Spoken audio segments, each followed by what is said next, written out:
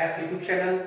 आज के इस वीडियो लेक्चर में क्लास 11th के ट्रिग्नोमेट्रिक फंक्शन का हम लेक्चर नंबर 4 देके चलेंगे और हम लेके आए हैं इसमें ये बहुत ही इम्पोर्टेंट एंड बहुत ही बेसिक टॉपिक है।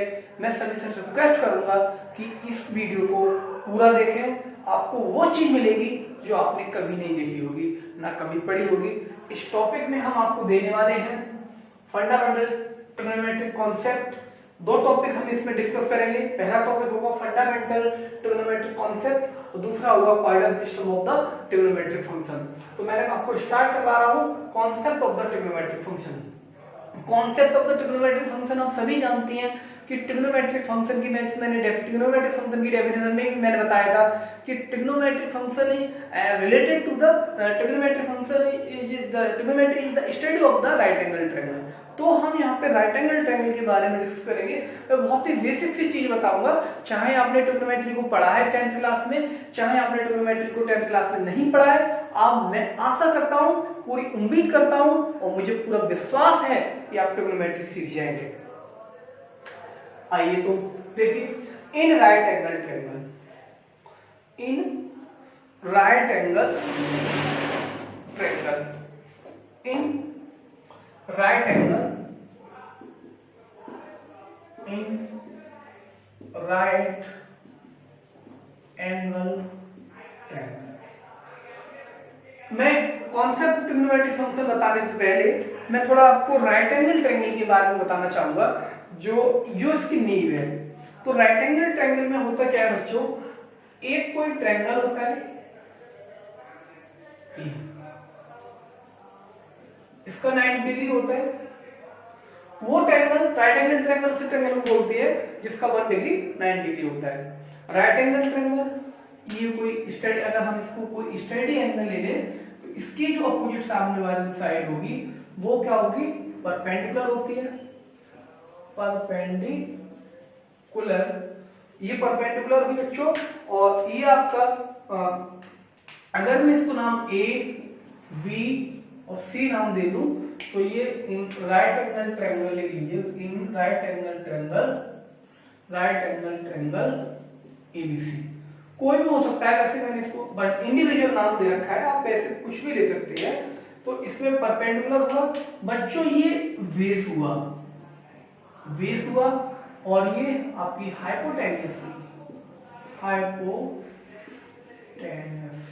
इसको मैं आगे जो यूज करूंगा, परपेंडिकुलर जो सिंबल होगा उसको P से दिखाऊंगा, हाइपोटेन्यूस को मैं H से दिखाऊंगा और बेस को मैं V से दिखाऊंगा। ये आपका इस तरह से, इतना आप सारे बच्चे जानते होंगे, मैं बस आपको एक बार रिवाइज करवा रहा हूं। इसका एक इंपोर्टेंट टॉपिक आता है, एक बहुत ही इंपोर्टेंट है, इंपोर्टेंट बात है। इंपोर्टेंट बात इसकी है हाउ टू आइडेंटिफाई, ये नोट करके, इंपोर्टेंट बात है how to identify, how to identify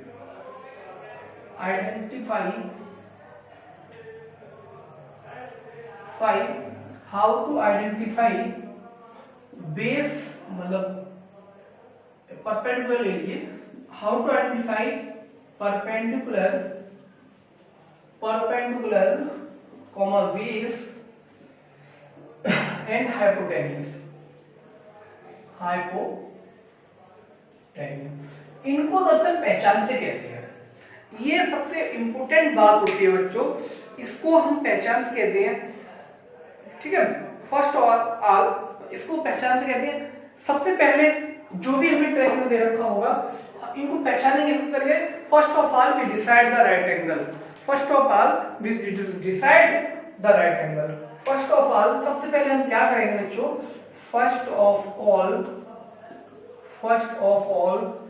we decide right angle. मतलब सबसे पहले हम उस चीज को डिसाइड करेंगे जो राइट एंगल है, अकॉर्डिंग टू द क्वेश्चन या according to the problem. According to question, here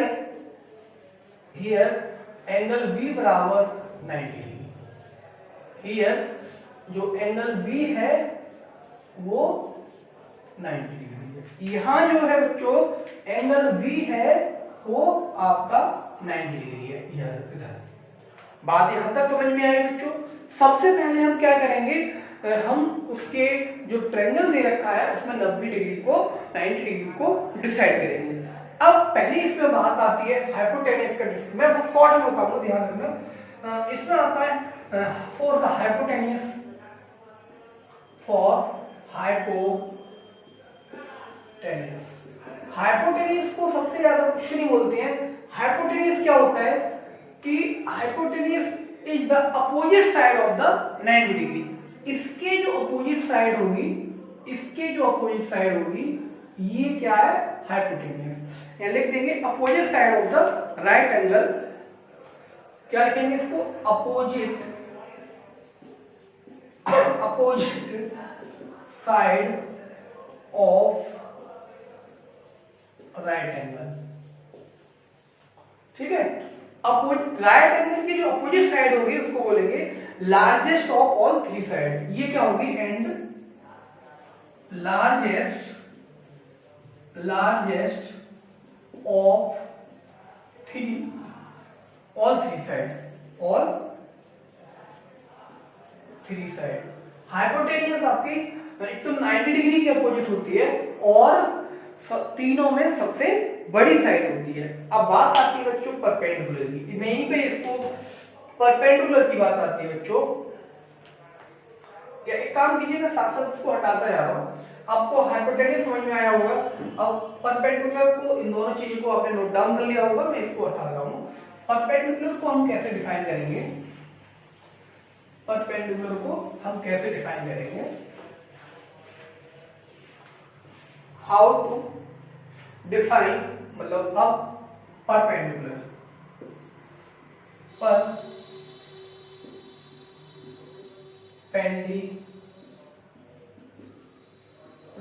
बच्चों मुझे आप कमेंट करके ये बता दें, या मुझे आप ये चीज बताएं कि मैं मतलब ब्लू मार्कर में हेडिंग डालने, ब्लू मार्कर को ज्यादा यूज करूं या ब्लैक मार्कर को यूज करूं, जिससे मुझे पता रहे कि आपको कौन सा ज्यादा दिखाई देता है। Perpendicular, how to identify perpendicular. तो परपेंडिकुलर को हम कैसे पहचानते हैं, opposite side of the reference angle. ये सबसे बढ़िया बात है बच्चों, सबसे इंपोर्टेंट है। ये क्या होगा, अपोजिट साइड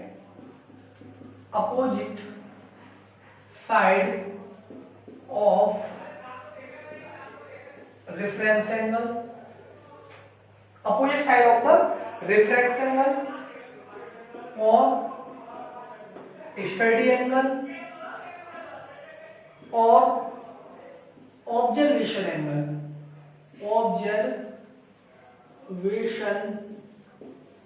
एंगल।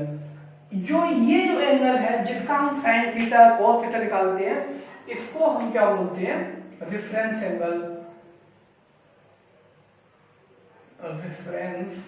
एंगल। या स्टडी एंगल, कुछ भी बोल सकते हैं बच्चों। इसमें क्या है कि बच्चों हर कोई ऑथर, हर कोई राइटर अलग अलग चीजों को वर्ड यूज करता है। मैंने आपको रेफरेंस एंगल या स्टडी एंगल, हम जिस चीज की हम स्टडी कर रहे हैं जिस एंगल की, या हम ऑब्जर्वेशन एंगल इसको बोलते हैं। अगली बात आती है, हम बेस को यहां लिख लीजिए, हियर इसका जो परपेंडिकुलर है स्टडी, यहाँ जो इसकी स्टडी कर रहे हैं, अपोजिट साइड ये होगी, ये BC is the perpendicular, BC perpendicular. आगे थर्ड आता है बेस के लिए। बेस को हम क्या ये बोल सकते हैं, रिमेनिंग साइड दो का हमने निर्धारण कर चुके। हाइपोटेन्यूज हमने 90 के सामने वाले को कह दिया और स्टडी एंगल के सामने वाले को हमने परपेंडिकुलर कह लिया। अब तीन जो बची हुई वो क्या हो जाएगी, हमारी रिमेनिंग साइड क्या हो जाएगी, remaining side is base,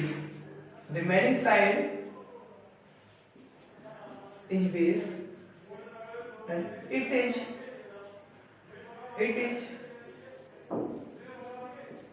connected या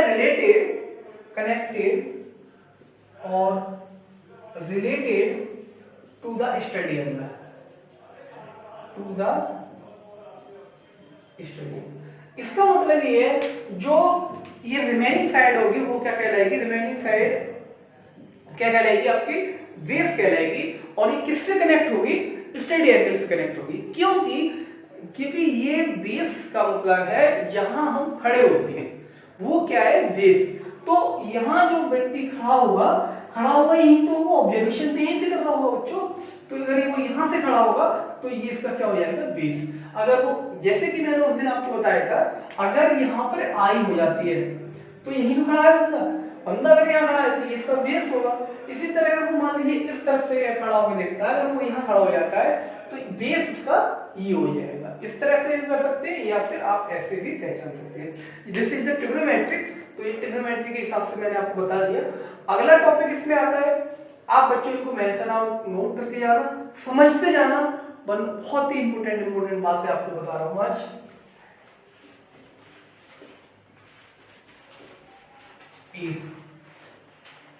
आगे इसमें ये चीज समझ में आई होगी आपको, आशा करता हूं।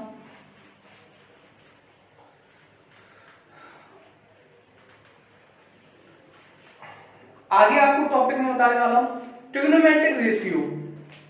Trigonometric ratio for the acute angle.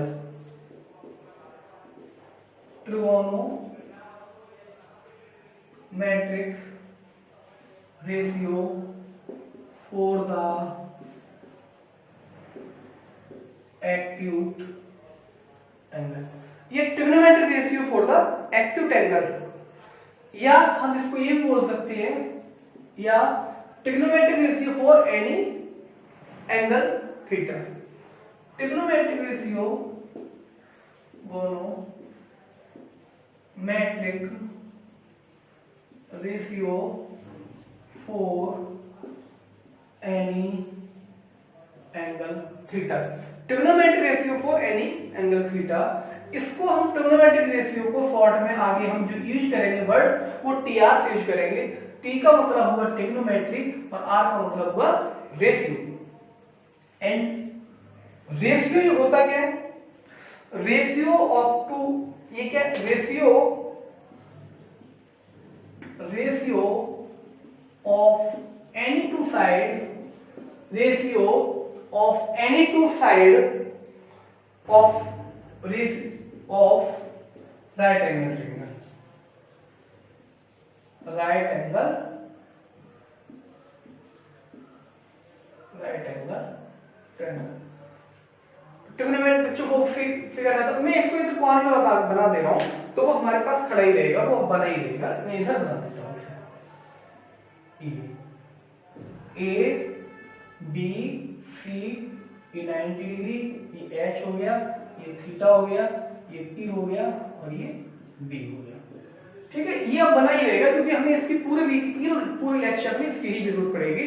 हम स्टडी इसी के ऊपर कर रहे हैं बच्चों। ठीक है, अब हम इसको मान लीजिए मैंने इसको 1 दे दिया, बेस को मान लीजिए मैंने 1 दे दिया, ये 1 दे दिया, ये 2 दे दिया और ये 3 दे दिया। अंदर लिखता हूं फिर से, ये मैंने 3 दे दिया। ठीक है, तो पॉसिबिलिटी क्या आएगी, पॉसिबिलिटी क्या हो सकती है, पॉसिबिलिटी ये हो सकती है हम 1 के लिए 1 और 2 का रेशियो निकाल लें, 1 के साथ हम 2 का रेशियो 3 का रेशियो निकाल लें, 1 के साथ 2 का रेशियो 3 का। एक ये वाली कैटेगरी हो सकती है। दूसरी क्या हो सकती है, 2 के साथ हम 1 का रेशियो निकाल लें और 2 के साथ हम 3 का रेशियो निकाल लें।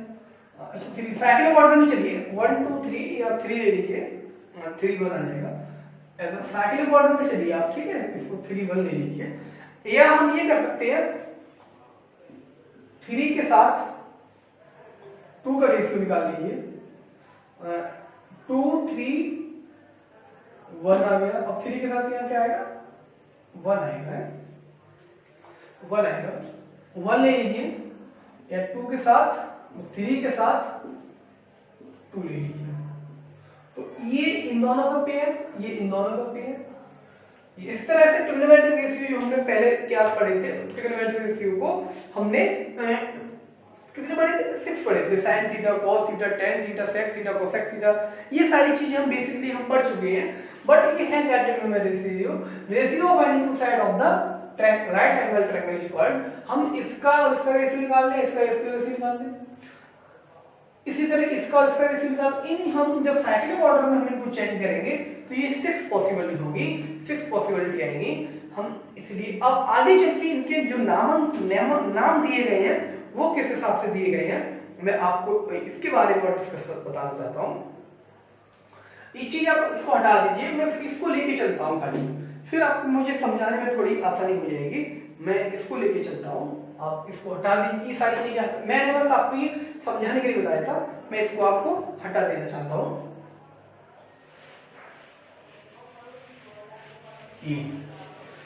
ये इंपॉर्टेंट टॉपिक है बच्चों, बहुत ध्यान से देखना। इसको एक दो बार आप रिवाइज करके देखेंगे, 2-3 बार इसको देखेंगे तो आपको अच्छा लगेगा। अब आता है ट्रिग्नोमेट्रिक रेशियो और function of the angle theta. Trigonometric ratio और function of the angle theta. Theta angle के लिए ट्रिग्नोमेट्रिक फंक्शन क्या होते हैं आप सब जानते होंगे, मैं यहां लिख दे रहा हूं, आप सब जानते होंगे। पहला ले लीजिए साइन थीटा, कॉस थीटा,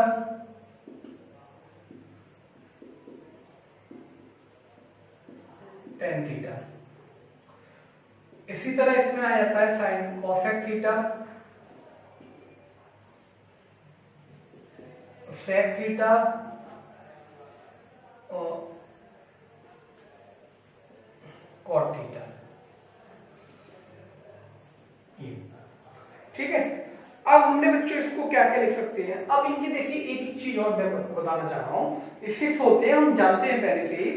इसका जो पूरा नाम होता है वो क्या होता है, साइन होता है। इसका जो पूरा नाम होता है वो कोसाइन होता है।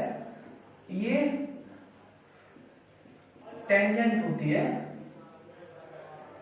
ये कोसेंट होती है, ये सेकेंड होती है, ये कॉटेंजेंट होती है, ये कॉटेंजेंट होती है। इनके शॉर्ट में हम नाम यूज करते हैं। अब बच्चों मैं आपको एक चीज बताने वाला हूं, ये क्या होता है परपेंडिकुलर अपॉन हाइपोटेनियस। ये क्या होता है बेस अपॉन हाइपोटेनियस। ये क्या होता है परपेंडिकुलर अपॉन बेस। इनको हम एक कैटेगरी दे सकते हैं, perpendicular upon hypotenuse, base upon hypotenuse और परपेंडिकुलर अपॉन बेस। हम इसको लिख सकते हैं न्यूमेरेटर अपॉन डिनोमिनेटर, इन तीनों को एक साथ करके लिख सकते हैं पी वी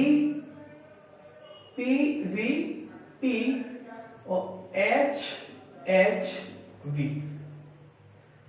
ठीक है, इसी तरह बच्चों ये इनके क्या हो जाती है रेसिप्रोकल हो जाएंगे, ये इनके क्या हो जाएंगे रेसिप्रोकल हो जाएंगे। तो हम यहां लिख सकते हैं इसको, इसका रेसिप्रोकल ये हो जाएगा H अपॉन P, ये हो जाएगा H अपॉन B और ये हो जाएगा B अपॉन P। इन तीन को एक साथ लिख सकते हैं HHB PVP, इस तरह इसको हम लिख सकते हैं। अब बच्चों यहां पर एक चीज मैं आपको बताना चाहूंगा, दीज आर, लिख दे रहा हूं, दीज आर 6 ट्रिगोनोमेट्रिक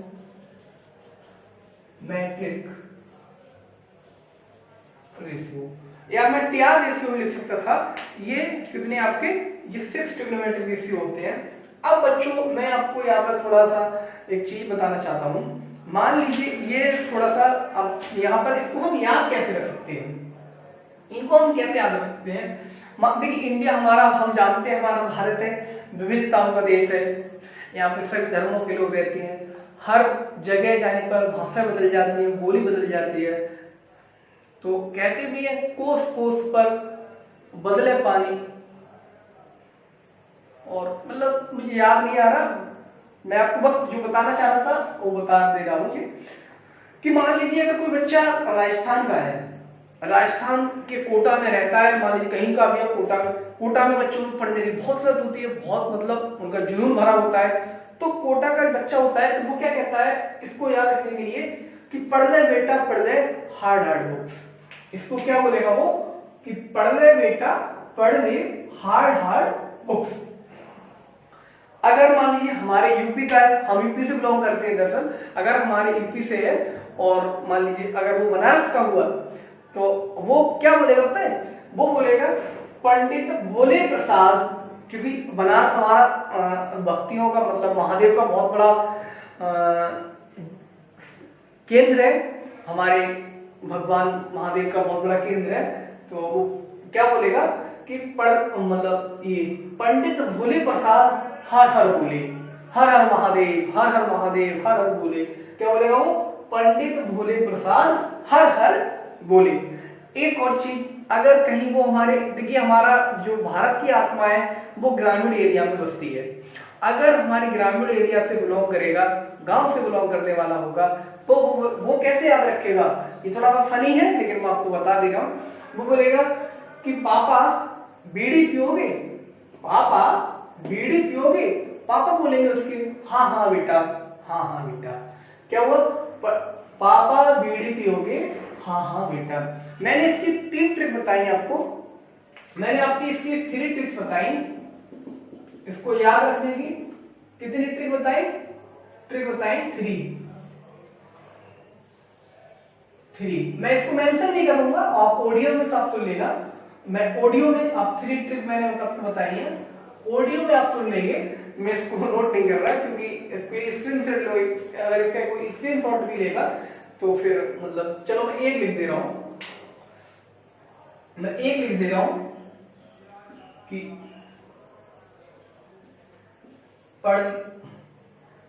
पढ़ ले बेटा पढ़ ले हार्ड हार्ड बुक्स। मैं इसकी 1 ट्रिक मैंने लिख दी है बच्चों, आप इसको याद रखना, मैं उसको ही कमी था। बाकी की मैंने बताई थी पंडित भोले प्रसाद हर हर बोले। एक मैंने बताया था कि पापा बीड़ी पियोगे, हाँ हाँ बेटा।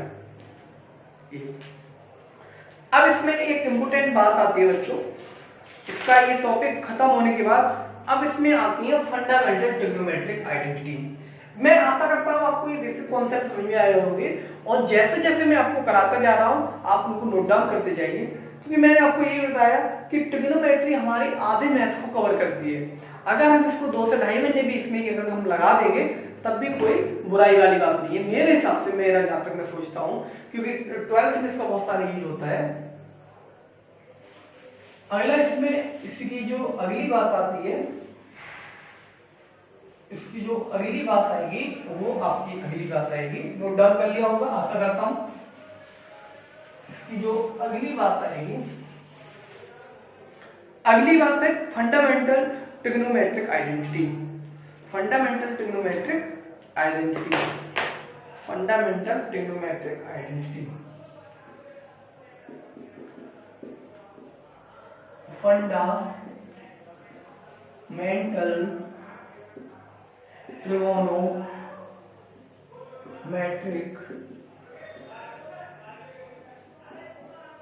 आइडेंटिटी। ये बच्चों मैंने फंडामेंटल ट्रिग्नोमेट्रिक आइडेंटिटी लिखा है। फंडामेंटल ट्रिग्नोमेट्रिक आइडेंटिटी कई होती है, मतलब मैं कुछ इसको आपको नोट करके लिख दे रहा हूं। फर्स्ट होती है आपकी sin square theta plus cos square theta बराबर। देखिए बच्चों हम अब 11th क्लास में पढ़ रहे हैं, तो हमें इस चीज का वहां भी यूज करना पड़ेगा, इसका एग्जिस्टेंस कहाँ है क्या नहीं है। ये जो आइडेंटिटी होती है वो थीटा की हर वैल्यू के लिए एग्जिस्ट करेगी, तो थीटा की वैल्यू -1 से +9 के बीच होती है। दूसरी जो हमारी आइडेंटिटी होती है वो होती है 1 + tan स्क्वायर थीटा बराबर sec स्क्वायर थीटा। ये बट बच्चों कभी कभी क्या होता है, देखिए हम ये जानते हैं कि थीटा की वैल्यू ये हर जगह डिफाइन नहीं करती है, ये उन जगह डिफाइन नहीं करेगी जहां थीटा π/2 के मल्टीपल में आएगा, क्योंकि हम जानते हैं कि tan π/2 या tan 90 डिग्री वैल्यू कितनी होती है, नॉट डिफाइन होती है। जब हम फंक्शन ही हमारा डिफाइन नहीं करेगा तो ये वैल्यू आइडेंटिटी भी हमारी डिफाइन नहीं करेगी। तो इसके लिए यहाँ पे मैं यहाँ जो रेस्ट्रिक्शन होगी मैं यहाँ पे लिख ले रहा हूँ, बता रहा हूँ, theta not equal to, theta does not belong to 2n + 1 into π/2। इसके बारे में हम डिटेल में अध्ययन आगे करेंगे, जब ग्राफ फंक्शन का टॉपिक हम जब करेंगे तो इसके बारे में वहां डिटेल में आपको बताया जाएगा। इसकी दो सब आइडेंटिटी भी होती है, दो सब आइडेंटिटी होती है। हम इसको लिख सकते हैं sec² theta minus tan² theta बराबर और और हम इसको लिख सकते हैं a² माइनस b² का फॉर्मूला यूज करके कि sec theta minus tan theta, एक ब्रैकेट में इसे लिख सकते हैं sec theta plus tan theta बराबर 1, और हम इसे लिख सकते हैं sec theta minus tan theta बराबर 1/sec theta plus tan theta. एक को हम इस तरह से हम इसको नोट डाउन कर सकते हैं। तीसरी इसकी आइडेंटिटी आती है, थर्ड आइडेंटिटी आती है इसकी 1 + cot² थीटा बराबर cos x² थीटा। ये जो फेल होगी, यहाँ जो रेस्ट्रिक्शन लगेगी वो theta not equal to n pi, क्योंकि यहाँ पर पाई की वैल्यू में 0 होने लगती है, मतलब 180 डिग्री या पाई की वैल्यू पर ये खत्म होने लगता है, पाई के n मल्टीपल पर ये खत्म होने लगता है। Where n belong to natural number, ये तो आपको पता होगा, n belong to natural number. इसी तरह इसकी सब आइडेंटिटी है वो इसी की तरह हो जाती है। आप इसको आप लिख सकते हैं जैसे कि cos x² theta minus cot² theta बराबर 1, और इसका लिख सकते हैं a² minus b² cosec theta minus cot theta cosec theta plus cot theta बराबर 1, और इसको लिख सकते हैं cosec theta minus cot theta बराबर 1/cosec theta plus cot theta. मैं आशा करता हूं आपको ये चीज समझ में आ रही होगी कि हम इनको आइडेंटिटियों को लिख सकते हैं। दो आइडेंटिटी इनकी और होती हैं, ये थर्ड होगी 6 आइडेंटिटी। मैं इनको नोट डाउन कर दे रहा हूँ, फिर बहुत मतलब दिखाई नहीं देगा आपको, आप इसको नोट कर ले, एक बार नोट कर लीजिए। मैं इसको हटा दे रहा हूँ, फिर लिखता हूँ बाकी की आगे।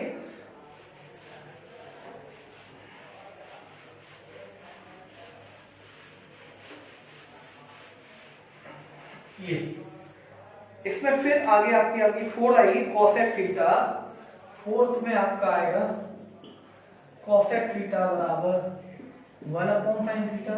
ये आइडेंटिटी वहां फेल हो जाएगी जहां पर थीटा की वैल्यू, sin थीटा की वैल्यू 90 डिग्री हो जाती है। इसका मतलब ये इस पे जो रेस्ट्रिक्शन लगेगी theta not equal to n pi, और ये फिफ्थ चीज आपकी आ जाएगी sec थीटा बराबर, ये sec थीटा बराबर 1/cos थीटा। ये जो आपकी फेल होगी उन वैल्यू में फेल हो जाएगी, theta not equal to 2n + 1 into π/2। इन कंडीशन से ये फेल हो जाएगी। ये इनकी रेस्ट्रिक्शन है। हम जब 10th क्लास में थे तब इन चीजों को यूज नहीं करते थे, बट 11th क्लास में हमें इन चीजों का ध्यान रखना है, तब हम क्वेश्चन जब इसकी कर पाएंगे। 4/6 आ जाएगा cot थीटा बराबर 1/tan थीटा। ये इसका रेस्ट्रिक्शन फिर आ जाएगी कि जिन वैल्यू में tan 0 हो जाएगा वहां हम इसको tan 0 हो जाएगा वहां हम इसको यूज नहीं कर पाएंगे, not equal to n pi, क्योंकि यहाँ पर n पाई लेंगे, क्योंकि यहाँ पे π/2 का तो अनडिफाइन होता था, 1/0 होता है, वो वहां एग्जिस्ट कर जाएगा, बट पाई की वैल्यू यहाँ पे 0 लेंगे, 1/0 इनफिनिटी होगी, वो नॉट डिफाइन होगा। तो ये जो मैंने ब्रैकेट में लिखी है वो क्या है, इनकी रेस्ट्रिक्शंस हैं। ये रेस्ट्रिक्शंस हैं, यहाँ मैंने आपको बता दिया। अब इनके अलावा दो इंपॉर्टेंट बात और 11th में आपकी इंट्रोड्यूस कराई जाती है, वो आपने 10th क्लास में नहीं पढ़ी होंगी, आप इनको नोट कर ली, मैं उनको और इंट्रोड्यूस आपको कराता हूँ। मैं दो चीजें और इंट्रोड्यूस कराता हूँ। ये फंडामेंटल में नहीं बोलते हैं, फंडामेंटल आइडेंटिटी में नहीं आती है, बल्कि इनको हम फंडामेंटल आइडेंटिटी का पार्ट नहीं है ये, बट ये देखिए हमारी ट्रिग्नोमेट्री का पार्ट है ये।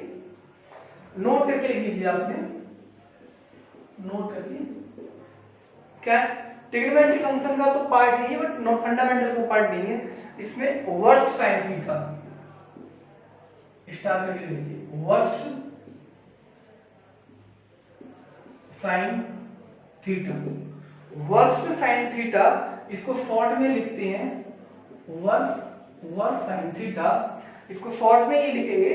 और इसको अगर हम 1 में से cos थीटा को बता रहे तो वर्स साइन थीटा, ये इसका शॉर्ट है। दूसरा आता है आपका दूसरा स्टार एक चीज होती है कोवर्स साइन थीटा।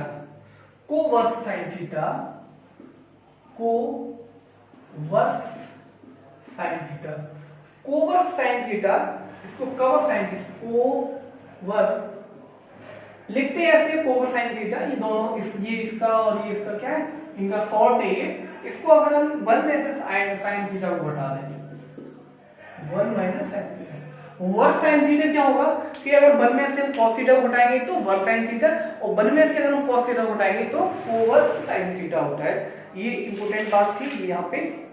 एक इसमें इंपोर्टेंट टॉपिक और बचा, मैं आपको बताना चाह रहा हूं, साइन कन्वेंशन रूल।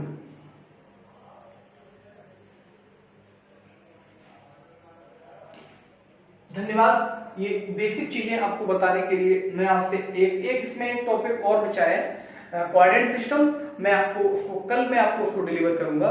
मैं आपको छोटे छोटे वीडियो, भाई मेरा पढ़ाने का थोड़ा तरीका ऐसा है कि सर आप बच्चे सोचते होंगे सर टाइम बहुत लेते हैं, लेकिन आप टाइम को एग्ज्यूम ऐसे कीजिए कि आपको फिर दोबारा पढ़ने की जरूरत नहीं पड़ेगी। आप इनको ऐसे एडजस्ट करिए, अच्छे से सीखिए, एक बार सीखिए, दिल लगाकर सीखिए, मैथ को फील करिए, दिल से फील करिए। हमारी डेली लाइफ में, रियल लाइफ में हम जो चीजें कर रहे हैं वो हमें महसूस होने लगेंगी। और मैं आशा करता हूं आप अपनी पढ़ाई अच्छे से कर रहे होंगे, आप घर से शांति से होंगे, और आगे मेरे अगले वीडियो क्लास की, अगले वीडियो लेक्चर की आप तैयारी कर रहे होंगे।